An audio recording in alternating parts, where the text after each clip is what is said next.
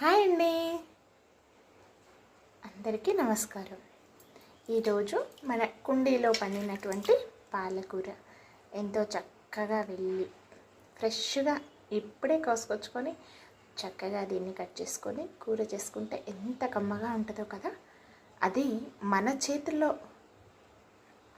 మనం పండించుకున్నటువంటి ఆకుకూరలతో కూరగాయలతో వంట చేసుకొని తింటే ఎంతో చక్కగా హాయిగా హ్యాపీగా అనిపిస్తుంది. ఆ అనుభూతి అనుభవిస్తేనే తెలుస్తుంది కదా ఫ్రెండ్స్. ఏమంటారు మరి మీరు?